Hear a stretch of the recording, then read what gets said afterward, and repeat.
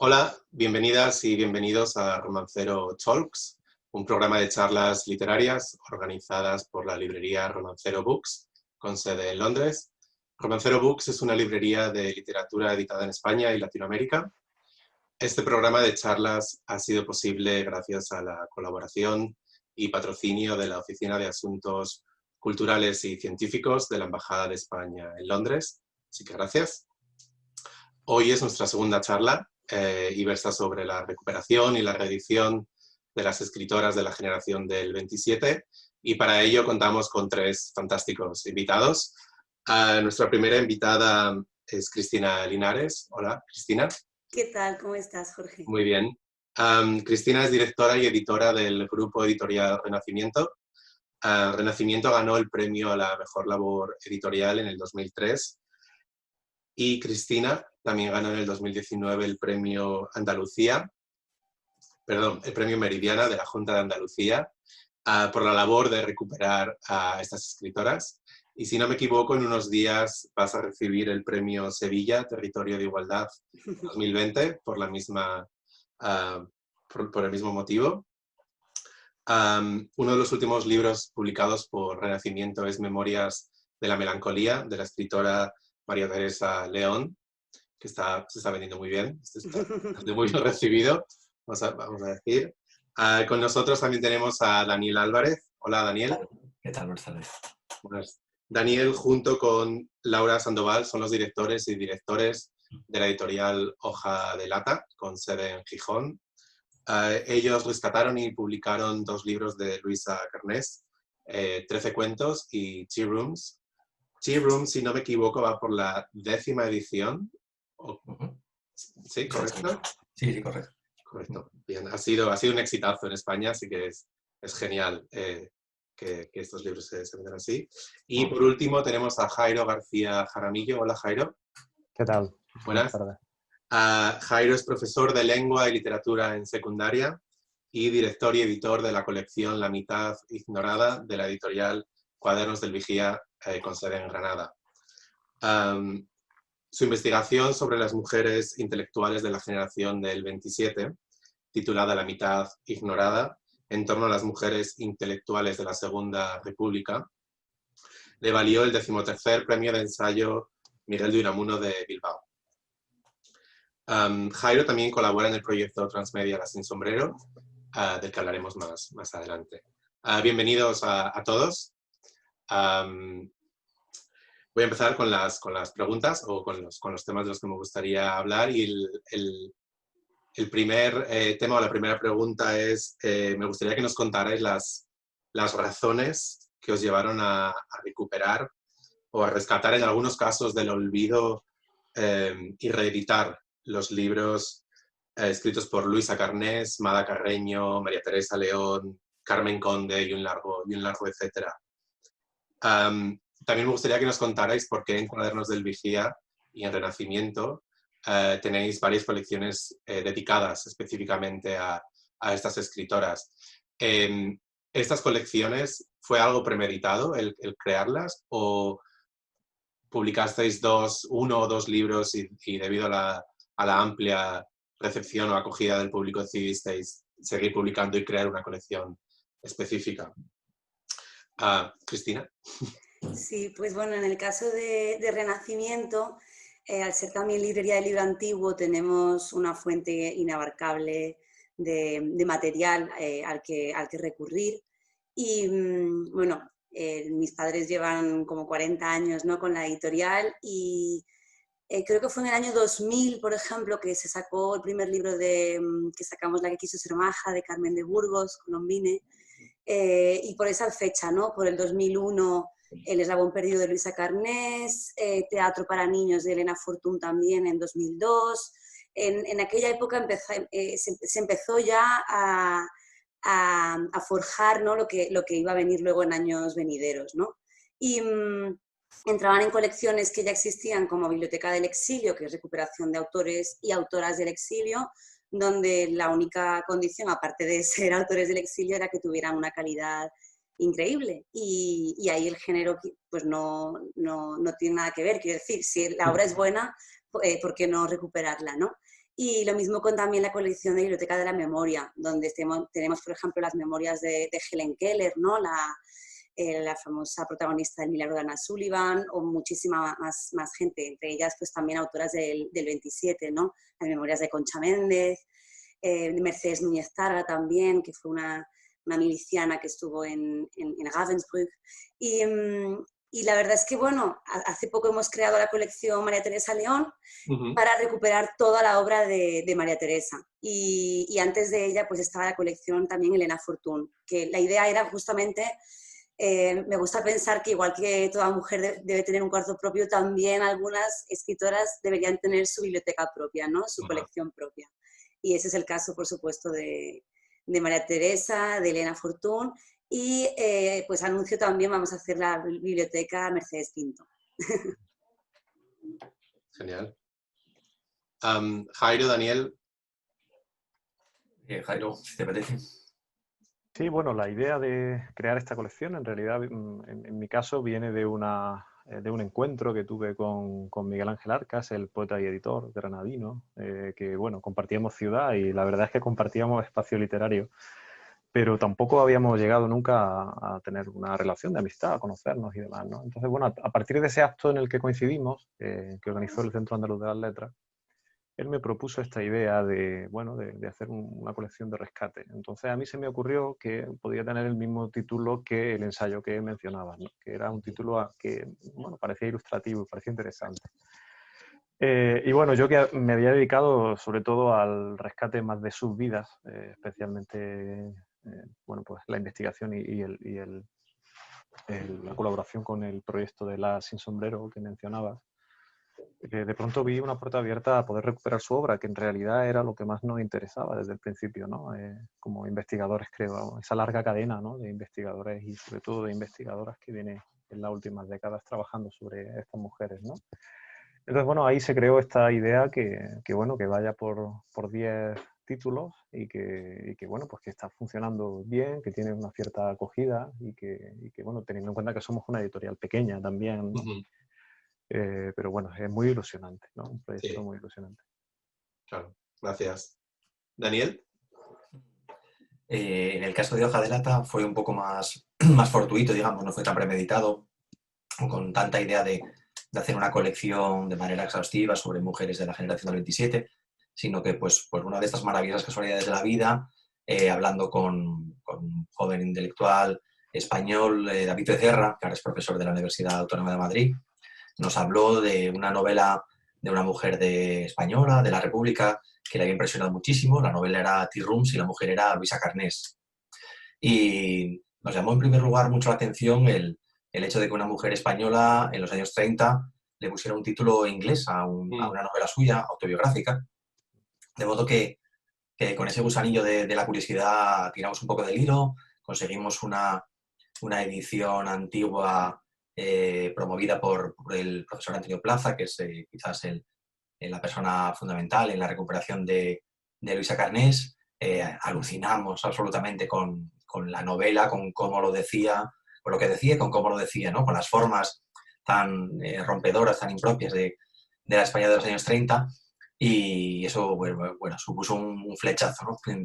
entre Luisa Carnés y, al menos entre nosotros con Luisa Carnés. No sabemos si ella nos habría correspondido al amor, pero bueno, nos pusimos en contacto con la familia, publicamos esa primera obra, Tea Rooms, que tuvo una buena acogida en el público español, es nuestro bestseller, una de las niñas mimadas de nuestro catálogo, y posteriormente pues profundizamos con una antología de su narrativa breve, un volumen finito de relatos que se llama 13 cuentos, que abarca, si bien The Tea Rooms era pues, el momento álgido, digamos, de la literatura de Luisa, los años 30, 34, los 13 cuentos abarcan toda la vida literaria de Luisa, que lamentablemente murió demasiado joven por un accidente de automóvil.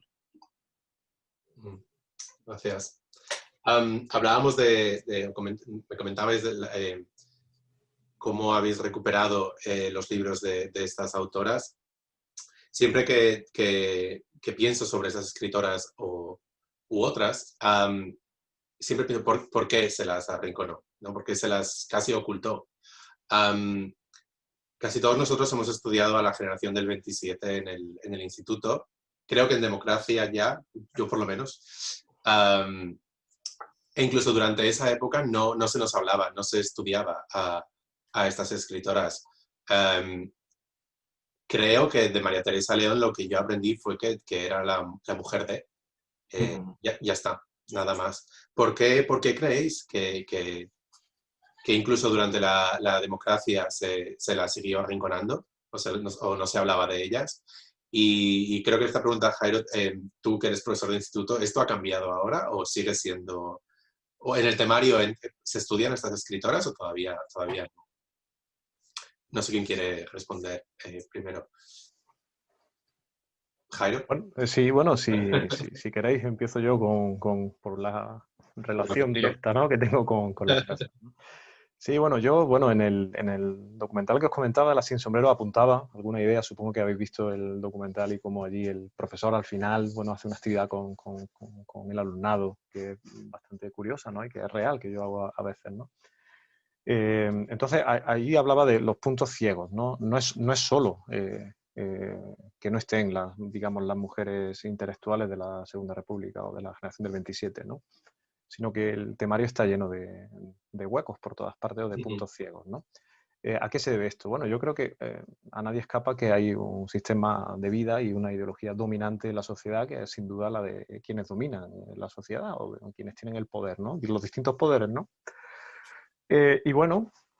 No descubro nada con esto, pero sí que es interesante pensar que ese poder es reticular o de alguna forma se expande a cada una de las instituciones, de los dispositivos, de los aparatos del Estado, ¿no? Entonces, claro, es lógico que los currículos educativos y que pues todo ese desglose en libros de texto, en programas, ¿no?, en programaciones didácticas, en temarios, incluso en la universidad, no solamente en la escuela primaria, secundaria o en bachillerato, pues al final adolezcan de los mismos prejuicios ideológicos, de esa cosmovisión sesgada, ¿no? Es un relato hegemónico, que es un relato sesgado, principalmente pues porque, igual que es clasista, es machista también, ¿no? Y ahí estamos intentando deconstruir ese relato hegemónico y visibilizar lo que hasta ahora viene siendo invisible, ¿no? Lo cual no es fácil, ¿eh? Ya. Claro. Daniel, Cristina, ¿queréis añadir algo? Daniel.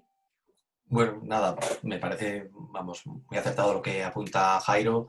El peso también de ellos, de los señores de...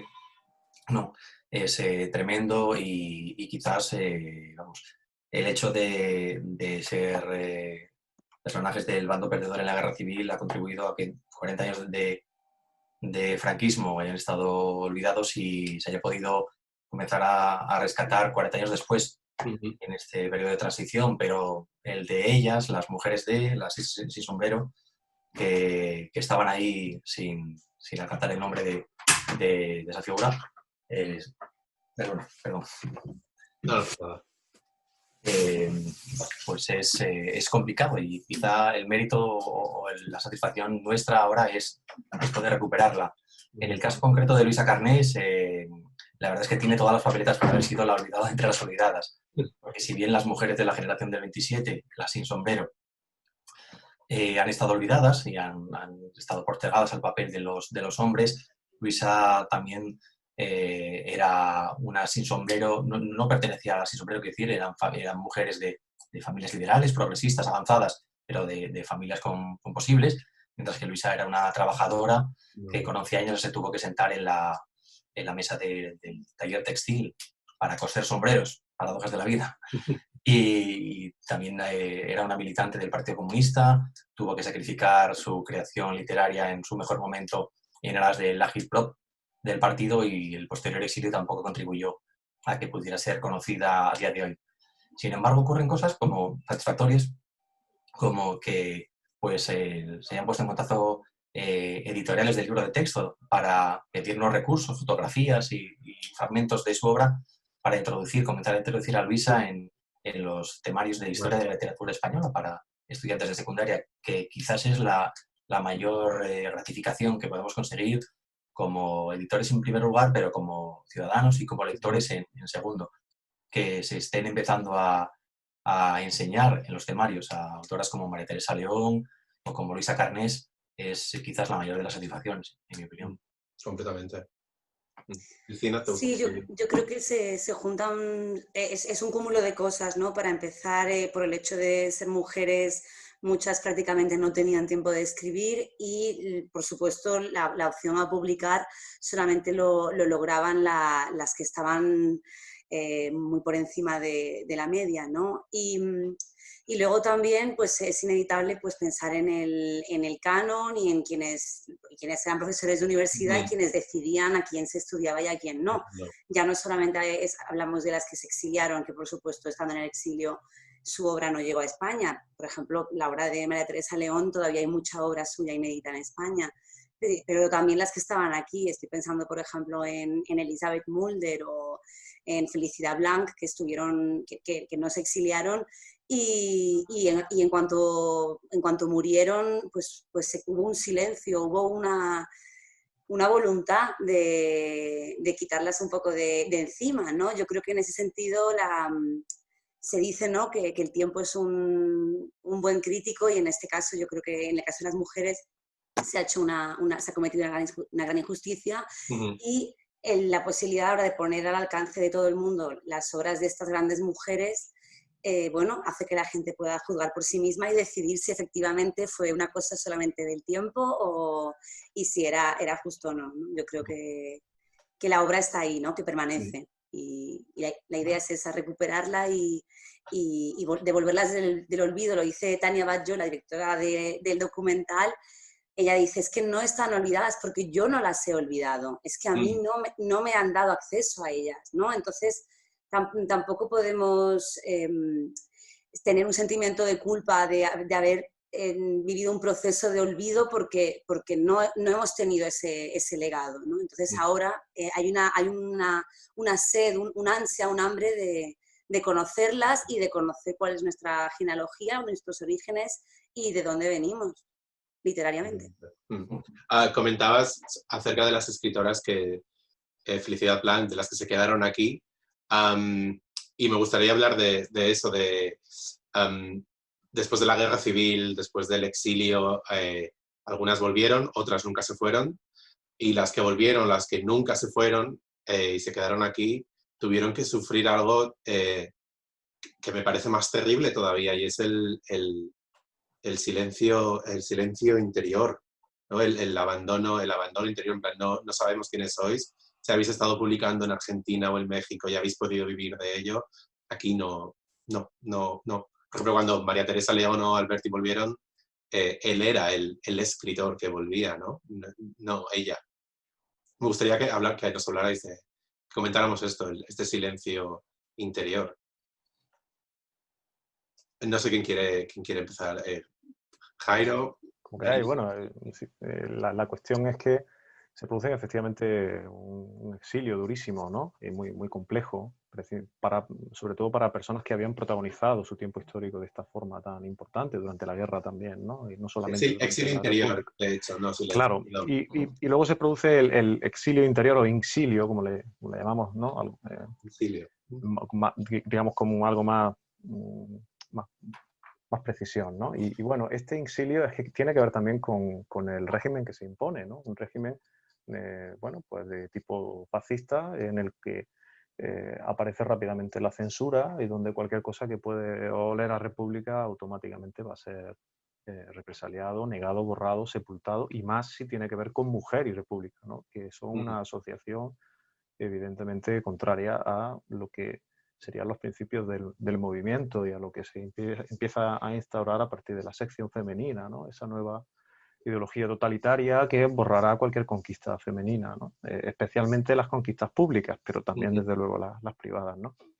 Y el peso que tiene la religión católica pues es también grande, ¿no? Entonces, lo increíble, efectivamente, como tú decías, por un lado cuando regresan, pues eso, María Teresa León o regresa Maruja Mayo, nadie sabe quiénes son. Incluso algunas regresan con un cierto halo de prestigio, como Rosa Chafel, ¿no? Pero otras como Ernestina de Champurcín son absolutamente desconocidas. Quiero decir, hubo niveles también, ¿no? Pero por otro lado, las que habían conocido la libertad republicana y se quedan, esas a las que tú te referías, ¿no?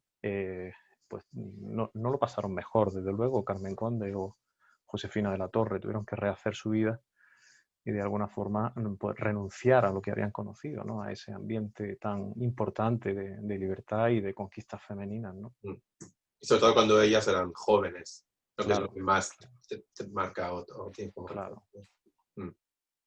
Daniel, Cristina, ¿queréis añadir algo a Daniel. este comentario de exilio interior? Lo cierto es que bueno, el papel de Hoja de Lata en la recuperación de las mujeres de la generación del 27 es muy reducido, se limita tan solo a Luisa Carnés, de modo que, vamos, me uniría también como espectador a lo que Cristina y Jairo puedan decir sobre el resto de grandes autoras de la generación del 27. También habéis editado un libro, y no recuerdo su autora, perdón, se titula Telefónica. Ah, sí. ¿Incluiríamos a esta escritora dentro de la generación del 27 por temática, porque se exilió y escribió este libro, desde el exilio? O, bueno, vosotros sois los expertos, ¿se incluiría este libro dentro de la... La figura de Ilsa Kulczak, Ilse, rebautizada como Ilsa por Arturo Barea, bueno, lo cierto es que es bastante diferente a de todas las autoras de la generación 27. Para dar a conocerla brevemente a los espectadores, era una periodista austríaca, socialista, revolucionaria, participante del movimiento de resistencia bajo el austrofascismo, que vino a España al comienzo de la Guerra Civil, y sabía una palabra de alemán simplemente con la determinación de ayudar en la lucha contra el fascismo. Ella era periodista de formación, y entonces, pues de esas maravillosas casualidades de la vida, fue colocada en la oficina de información militar, en la oficina de censura, en el edificio de la Telefónica de la madrileña Gran Vía, donde estaba dirigida por Arturo Barea. Y Arturo Barea, que a pesar de ser socialista y avanzado en sus ideas políticas, no ha dejado de ser un señorito español, un caballero español, con su señora y su querido oficial, pues quedó sorprendidísimo con una mujer de tacón bajo que no se pintaba y con unas ideas políticas tremendas, ¿no? Con una solvencia ideológica como era Ilsa. Y pues de ahí surgió el amor y la atracción mutua. Y 80 años después, un profesor, en este caso austríaco de la Universidad de Alcalá, Georg Pichler, pues descubrió en un diario obrero austriaco, que Ilsa Barea había escrito unas memorias de la guerra, un libro estupendo, maravilloso, que se llama Telefónica y que narra, autoficciona la experiencia de Ilsa en la Guerra Civil Española, que es quizá uno de los últimos testimonios inéditos que nos quedaban de la Guerra Civil, y que narra cómo era el día a día en el centro de Madrid, cañoneado por los obuses del 15 y medio, desde escasos 2 kilómetros por las líneas franquistas, y cómo eran las diferentes realidades dentro del bando republicano en el Madrid sitiado. Un documento historiográfico y literario también maravilloso. Fantástico. Completamente. Gracias.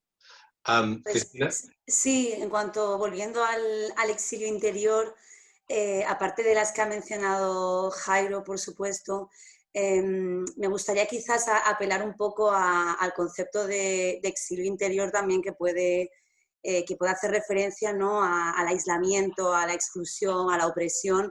Y entonces partiendo de esta idea, también lo vivieron las exiliadas, vivieron cierto exilio interior en su propio exilio exterior, ¿no? Estoy pensando en Magda Donato, en Mada Carreño. Mada Carreño, que ganó el premio Magda Donato. Magda Donato fue la hermana de Margarita Nel, que fue una periodista que se hizo pasar por una enferma psiquiátrica Bueno, que no me quiero liar. Esa es Magda Donato. Pues volviendo a Mada Carreño, tengo por aquí una frase que dice en su prólogo de Los diablos sueltos, dice así. Dice: nosotras, las mujeres en general, empezamos a escribir vergonzosamente, en secreto, sin confiar en lo que hacíamos.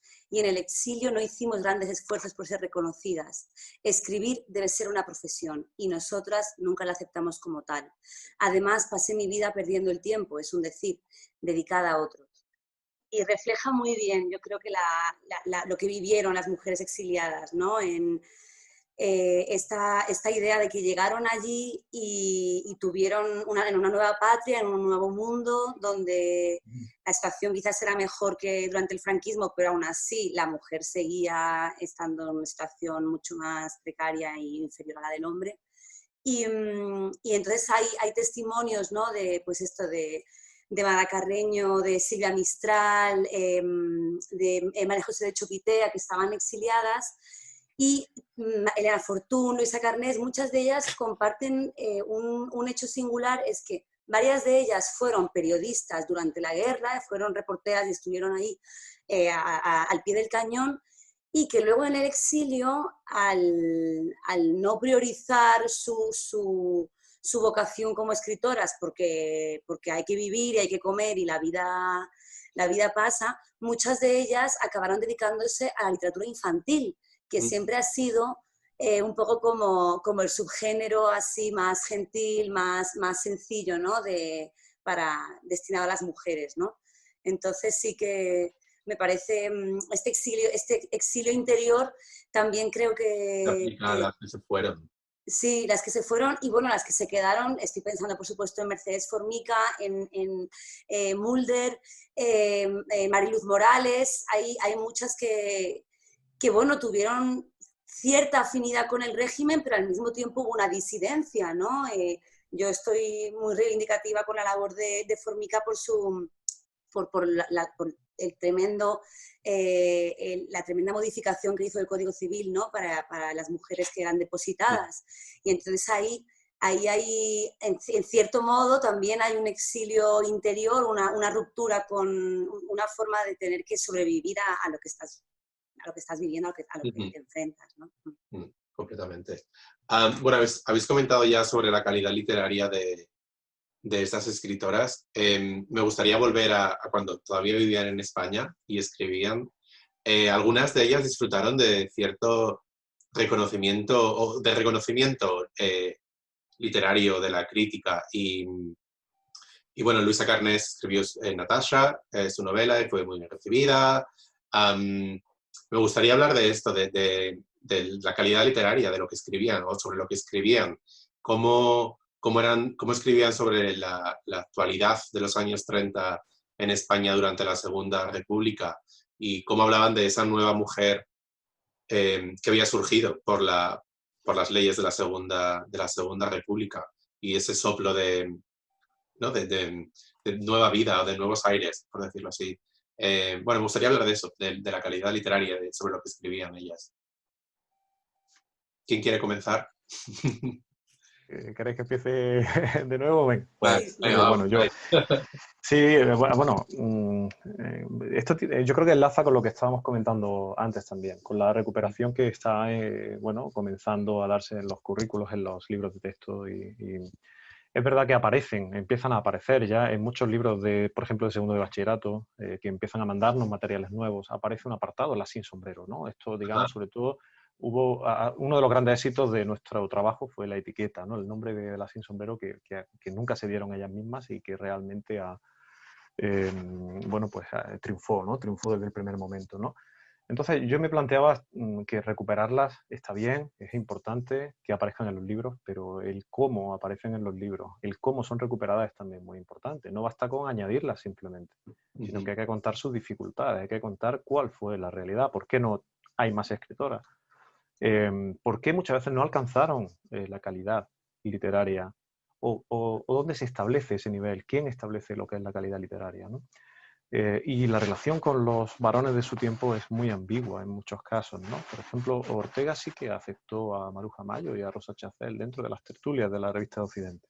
Es decir, no tuvieron ningún problema, mientras que otras como Luisa Carnés fueron, bueno, pues absolutamente desconocidas o muy desconocidas, ¿no? Esas dificultades que mencionaba Cristina para publicar, ¿no? Fueron reales, ¿no? Es decir, que no basta con añadirlas en el libro, como si aquí no hubiera pasado nada tampoco, ¿no? Yo creo que hay que hacer una genealogía muy efectivamente muy fiel a los hechos y contar esas dificultades, ¿no? Entonces, claro, respecto al canon y a esa inclusión, pues hay que tener en cuenta que para ellas comenzar a escribir era situarse en la vanguardia, ¿no?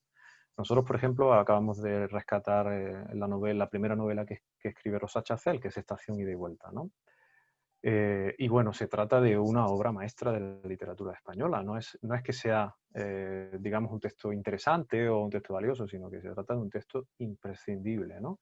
Y que, bueno, en realidad siempre ha estado en el canon, ¿no? Inexplicablemente ha estado agotado en las librerías desde hace muchísimo tiempo, pero se trata de una obra mayor de la literatura española. Entonces, quiero decir que cuando reivindicamos la calidad tenemos que cuestionar también desde qué punto de vista es interesante un libro, quienes establecen el canon de autoras de un periodo, ¿no?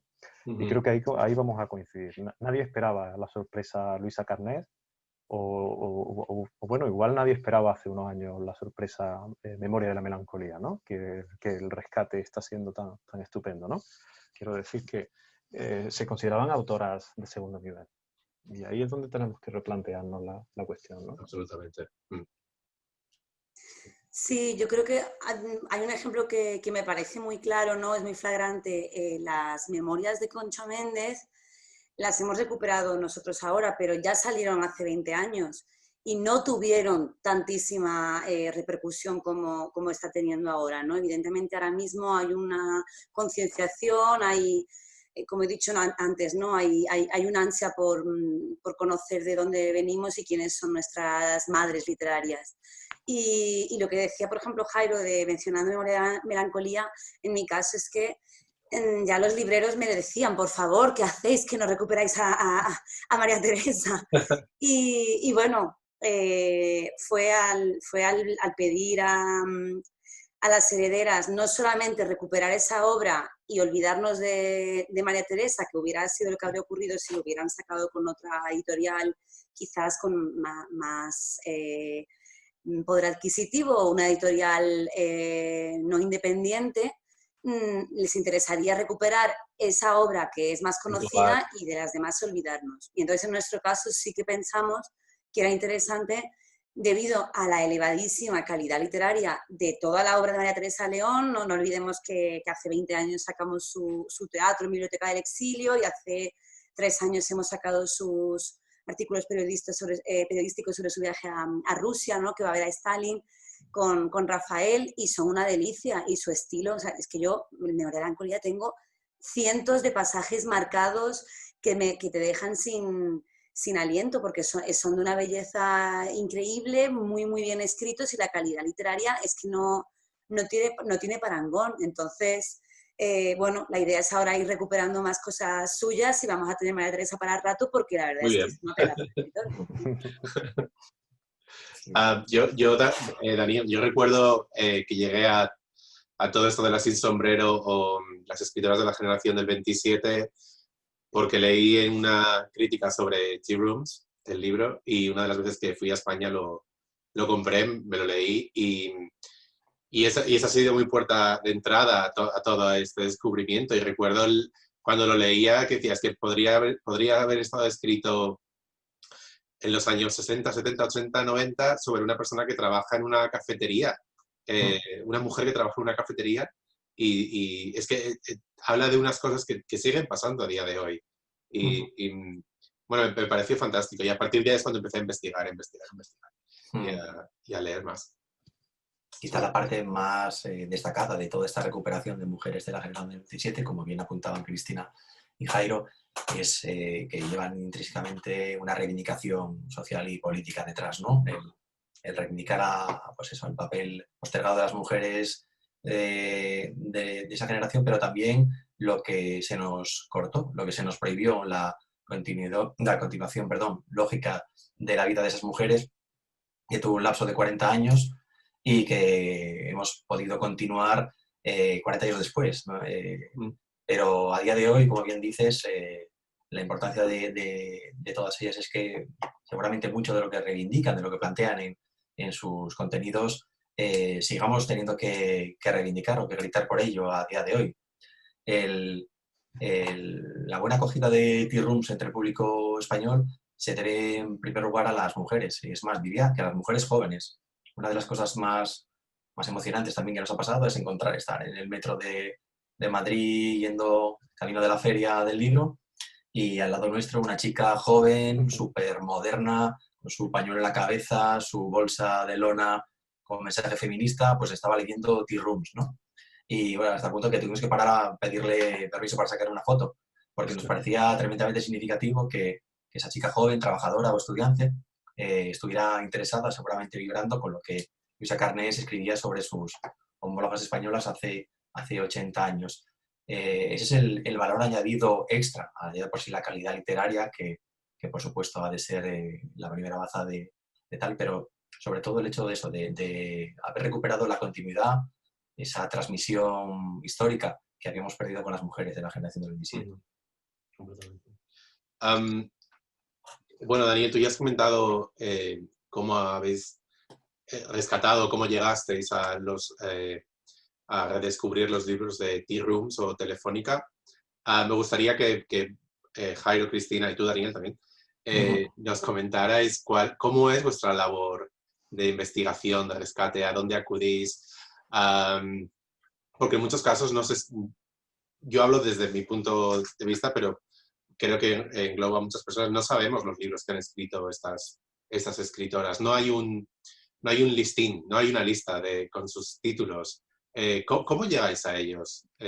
¿Contactáis con universidades latinoamericanas, norteamericanas, familiares? Ya lo habéis comentado, en archivos familiares. ¿Dónde están estos libros? También, si Cristina nos puedes comentar acerca de la biblioteca del millón de ejemplares, donde es un poco la cueva donde está todo guardado, sería genial. Bueno, pues si queréis empiezo yo hablando de esta famosa cueva del millón de libros.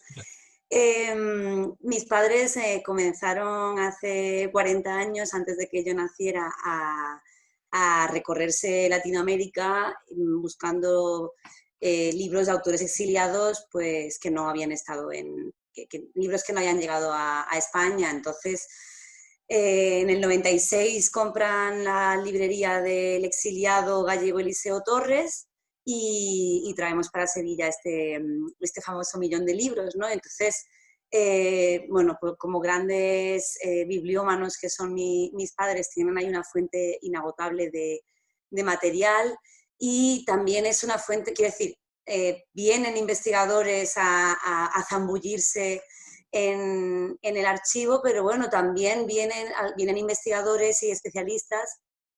Bueno, estoy pensando, es que son tantos, mencionado antes por Dani, Antonio Plaza, Nuria Capdevila y María Jesús Fraga, que dirigen la colección de Elena Fortún, no sé, Miguel Soler Gallo, que lleva todas las memorias y la obra de Formica. Son un montón, ¿no? Me gustaría nombrarlos a todos, pero bueno.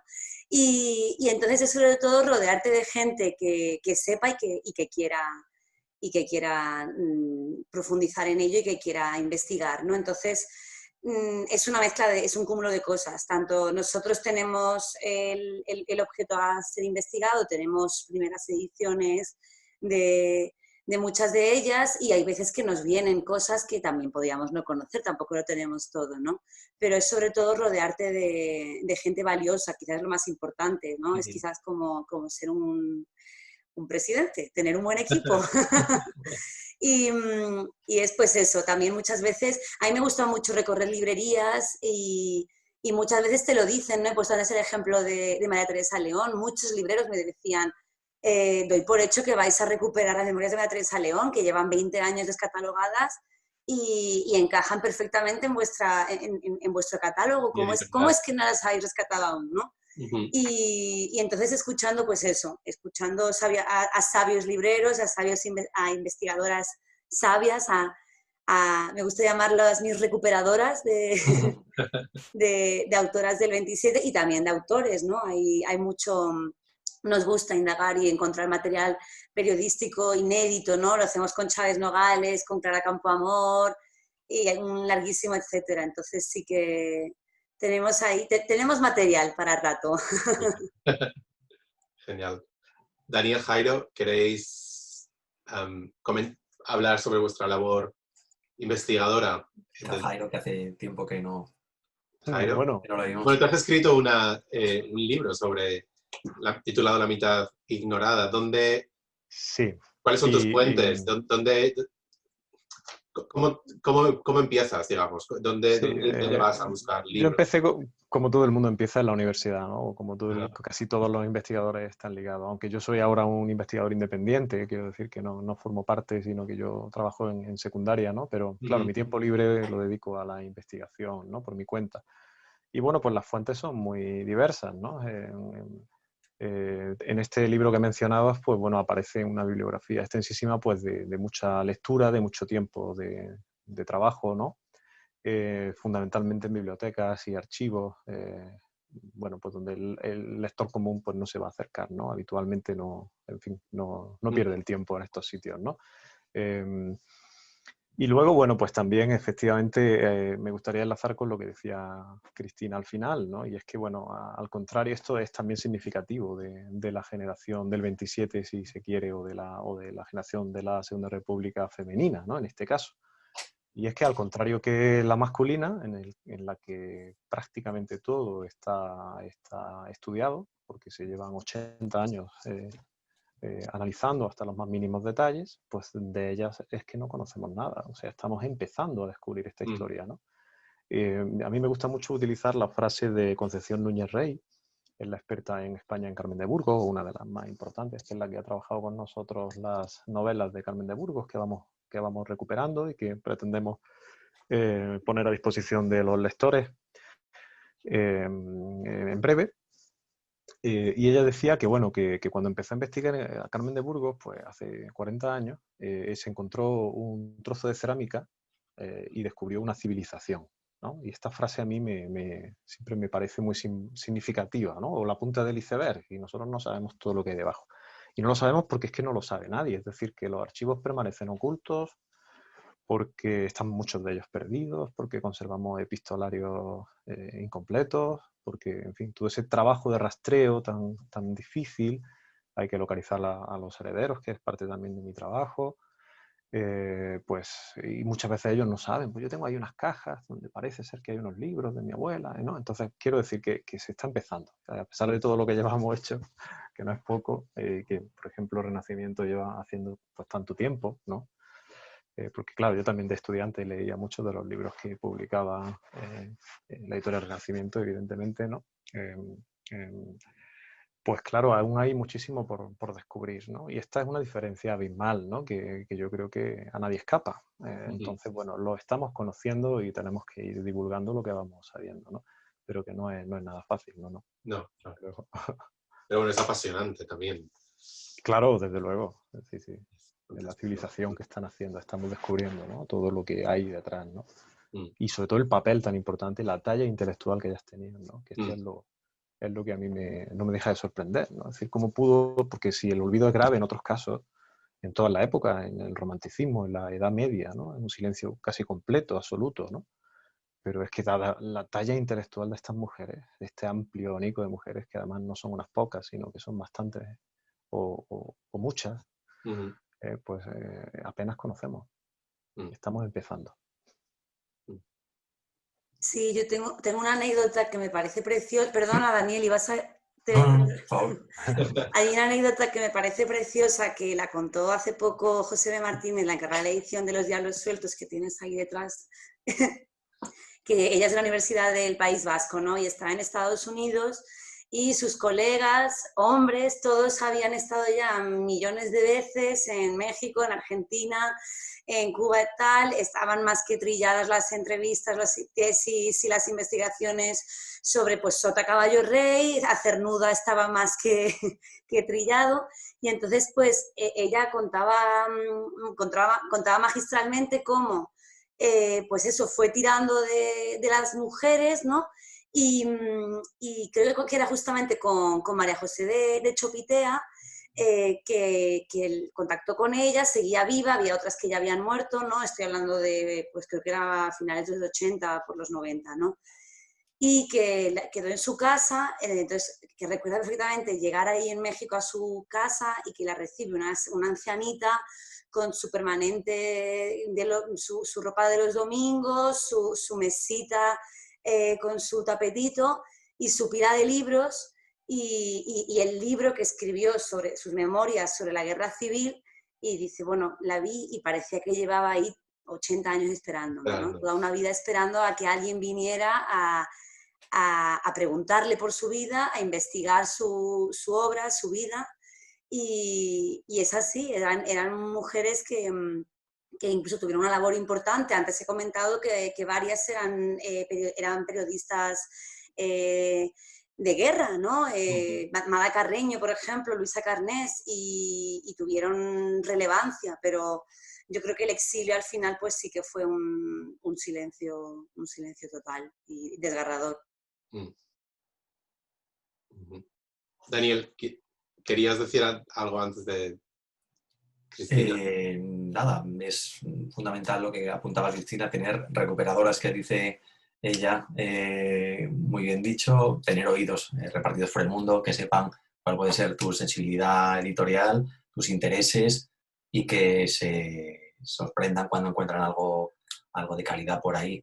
¿No? En nuestro caso, además de, pues eso, del valor histórico en sí, tenemos que poner a esas mujeres de la generación del 27 o de los años 30 o demás codo con codo con los autores del resto de nuestro catálogo, que son contemporáneos o de los años 80, y el nexo común entre todos ellos tiene que ser que sean personas, autores de gran calidad literaria, y a ser posible que hayan pisado con fuerza en su vida, en su momento, en su contexto histórico, que no hayan sido intelectuales elitistas recluidos en su Torre de Marfil, sino que hayan pisado los charcos, puesto un cartón para tapar la suela del zapato, como nos narra Luisa en Tea Rooms, es decir, personas que se hayan mojado, manchado en la actualidad de su momento. Eso es lo que por lo menos buscamos nosotros en nuestro catálogo. Durante toda la charla hemos estado hablando sobre Las Sin Sombrero. Me gustaría que, Jairo, tú formas parte de este grupo, Transmedia.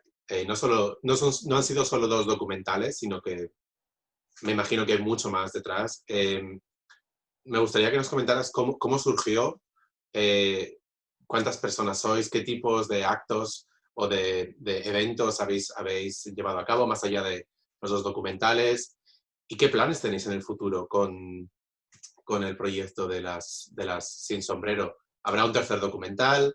¿O os vais a enfocar más a la parte de la edición o exposiciones? Me gustaría que nos comentaras sobre eso. Bueno, el proyecto realmente parte de Tania Bayó, a la que también había mencionado Cristina al comienzo, que es bueno, pues una amiga que bueno, en un momento dado, cuando aún no nos conocemos, decide ponerse en contacto conmigo a partir de que yo les envío un correo electrónico poniéndome a su disposición. Hablamos de 2011. O sea, quiero decir que la recuperación que ahora vivimos, o este boom que ahora, claro, tiene sus tiempos, ¿no? No solamente, como decíamos, porque se empieza a publicar muy pronto algunos libros por parte de Renacimiento, de otras editoriales, sino que también lleva décadas de investigación, sobre todo universitaria, en parte por investigadoras, profesoras, ¿no? Catedráticas, ¿no? Que se dedican a estudiar en profundidad a estas autoras, y que son una larga cadena a la que nosotros venimos a sumarnos. Aquí no hay adanismo, ¿no? Aquí nadie es el primero. Pero bueno, yo les escribo cuando publico el libro y obtengo ese premio. Bueno, el primero, porque bueno, mencionaba, luego he escrito alguno más después, ¿no? Pero bueno, quería decir que a partir de ahí, pues Tania ¿se me escucha bien? Sí. Sí. Ahí pierdo a veces la imagen, sí, pues, disculpa. Entonces, bueno, yo les escribo porque veo, bueno, simplemente buscando por internet una página que anuncia un proyecto que se iba a llamar Las Sin Sombrero, sobre estas mujeres, ¿no? Que yo llevaba estudiando un poco aisladamente, que había sido mi tesina o mi, ¿no? trabajo de investigación. Y entonces, pues obtengo la sorpresa de que me contestan y me dicen que yo era la persona que buscaban, ¿no? Porque ellos buscaban a un asesor histórico que conociera este mundo, ¿no? Tan complejo. Y entonces empezamos a trabajar en este momento también con Serrana Torres y con Manuel Jiménez, un equipo entre Barcelona y Málaga.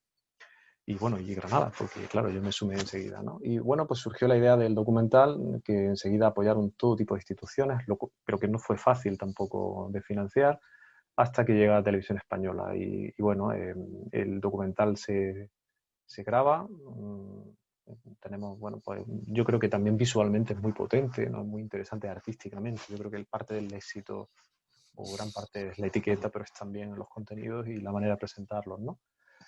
Vienen a rodar al instituto, que también fue una parte curiosa. El equipo no sabía muy bien qué iba a hacer yo. Todo lo que se vio no está ensayado, es una clase real. Y esto sorprende mucho a la gente cuando dice, pero tú haces eso, y yo hago eso y otras muchas cosas, ¿no? Una de estas es la que se rodó, salió muy, muy bien, ¿no? Sorprendentemente bien, tiene un impacto muy fuerte al final.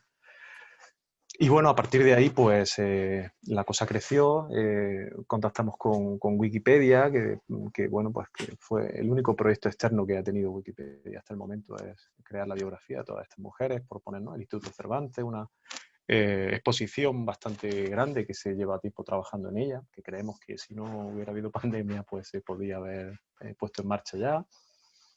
Se grabó el segundo documental porque Televisión Española decidió que podía ser una pequeña serie, ¿no? Y bueno, andamos efectivamente, como anunciabas, en el rodaje de la tercera. ¿Ah, sí? Estamos haciendo un tercer y creo que último episodio en el que vamos a hablar del exilio. De eso que comentaba yo al comienzo, de las diferentes maneras en que las exiliadas regresan, porque ahí hay también mucho, ¿no? Es decir, cómo la cultura de los años 70, 80 recibe a estas mujeres. No es lo mismo ser María Zambrano, como os decía, o Rosa Chacel, que ser Ernestina Champurcín, ¿no?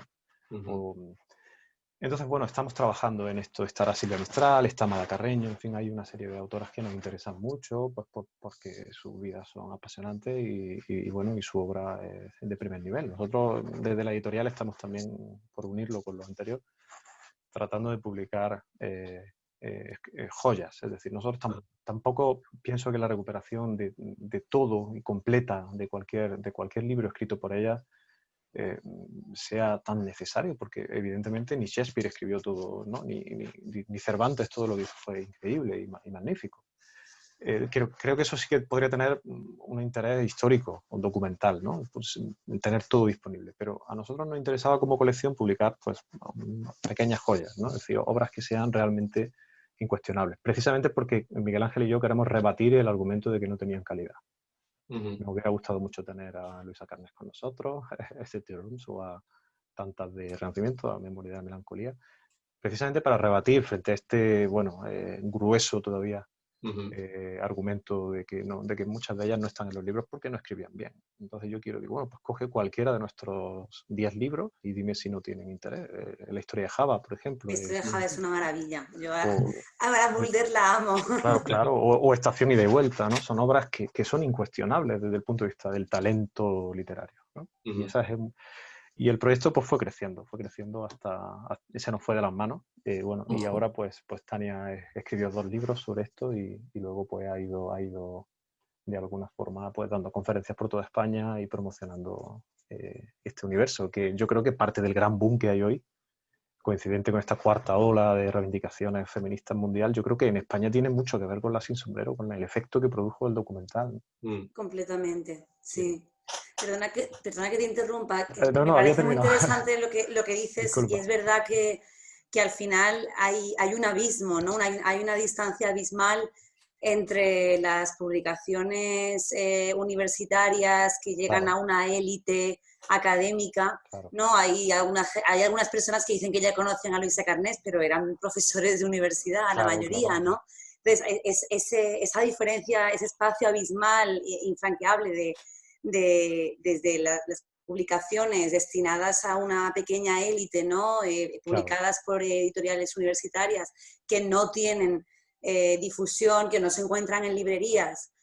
Y el otro lado es justamente el documental La Sin Sombrero, que aparece en Televisión Española y llega a todo el mundo, ¿no? El libro de La Sin Sombrero de Tania, creo que lo sacó Planeta y lo vendían en Carrefour. Yo creo que Hoja de Lata, Cuadernos del Vigía y Renacimiento no opta a vender sus libros en Carrefour, ¿no? Entonces, sí, luego el día que se estrenó en Imprescindible, es que no ardían las redes sociales, era una cosa increíble. Yo es que de verdad no daba crédito y la gente me ponían, ole ese profe, yo quiero ese profe para mi hija, ¿no? Esto es alucinante porque de pronto subían los seguidores, ¿no? Decía, pues si yo lo único que he hecho es dar una clase, ¿no? En mi instituto y tal. En fin, era curioso, ¿no? Y nos escribíamos los miembros del equipo diciendo que ya se había estrenado, quiero decir, la película ya había funcionado en salas no comerciales. O sea, bueno, estuvimos en el Festival de Málaga donde se estrenó, en fin, con mucho éxito. Nos acompañó a Ian Gibson ese día. En fin, quiero decir que habíamos tenido un cierto recorrido, pero claro, la tele es la tele, ¿no? La tele es la tele. Sí. Exacto. Bueno, van a ser la serie de Tea Rooms, ¿no? Ay, perdona, ibas a decirlo, ¿no? No. Bueno, eso tocamos madera porque estamos en ello, estamos trabajando en ello, que diría aquel. Pero bueno, tiene buena pinta y ya sería como el espaldarazo definitivo para lanzar al gran público a las mujeres de la generación del 27, ¿no? Que sería más que necesario. El riesgo quizás, y por lo que pelearemos, es que no nos lo edulcoren demasiado, digamos, y que no pierdan, no se diluya todo el trasfondo en todos los sentidos, en el más amplio sentido de la palabra, que tenían estas mujeres, que eran mujeres tremendamente imbricadas en su sociedad. En el caso de Luisa era una militante política, era una feminista, republicana, y pagó las consecuencias de su alto compromiso.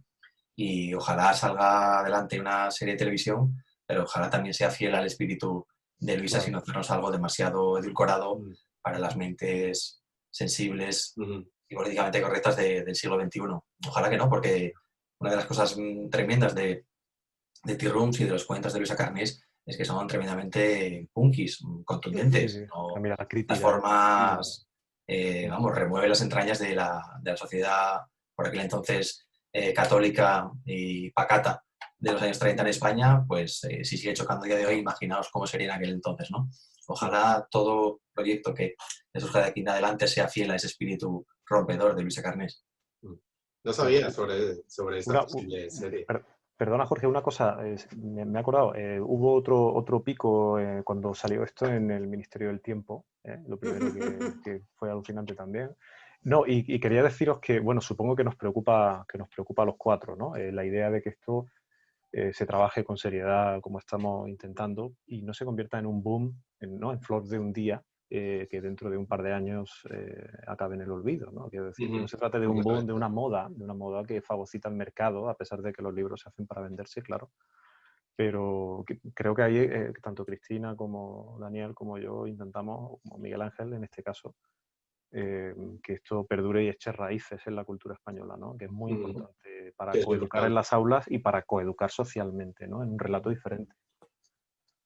Sí, estaba pensando justamente que hablábamos del documental de El Sin Sombrero, la futura serie de Tea Rooms, y en el caso de Renacimiento estaba pensando que se hizo una obra de teatro inspirada en la melancolía y también la obra de teatro de Celia en la Revolución y la de la vida de Elena Fortún, la de María Lejárraga también.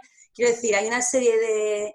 Ahí ya está afectando a otros ámbitos, ¿no? de la cultura. Ha salido también un disco de música de guitarra, creo que es la guitarra de Lorca, algo así, que toca inspirado en Memoria de la Melancolía también. Está Sheila también, otros ¿verdad? ámbitos de la cultura y Sheila me parece Blanco, muy interesante.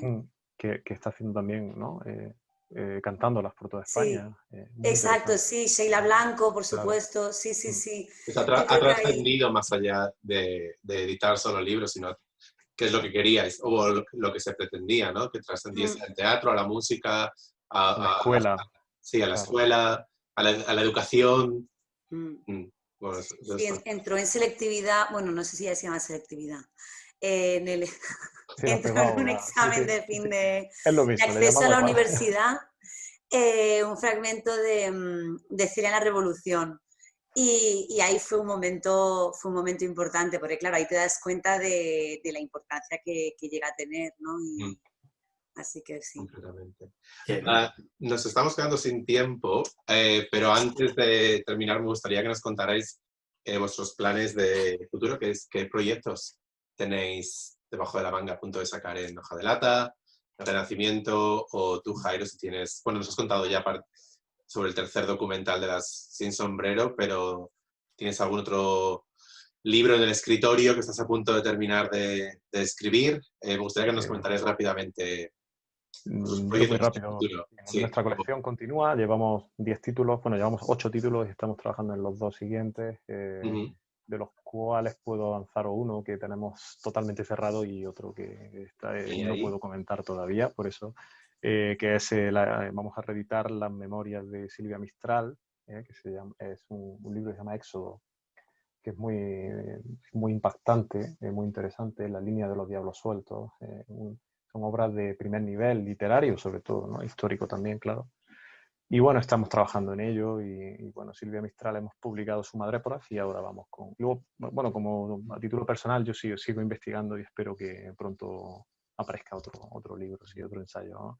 En este caso más documentado aún, si es posible, porque hemos descubierto cosas nuevas, ¿no? Fantástico. Muchas gracias. Daniel, Cristina.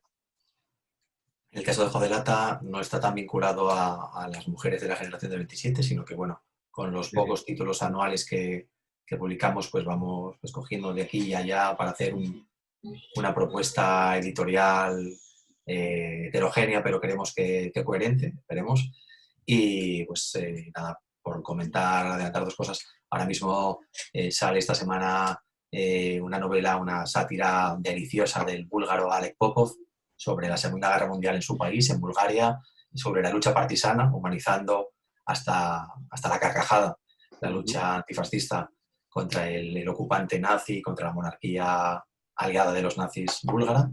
Y a continuación saldrá la última novela del sardo Marcello Foix, Pietro y Paolo, una historia ambientada en la Primera Guerra Mundial, en su Cerdeña, rocosa, árida, quemada por el sol, pero maravillosa, de amistad, de también sumisión de clase entre el hijo del propietario, del terrateniente, y el hijo del criado, de uno de los labradores de ese gran propietario, a los que mandan a la guerra. Y hace poder, una historia deliciosa.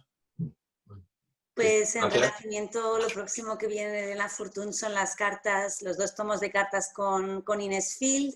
De sus últimos años ella regresa a España para morir, muere en el año 52 y es su epistolario con su amiga del alma Ines Field, que son cartas bellísimas y desgarradoras, ¿no? Los 2 tomos. Luego, ¿qué más?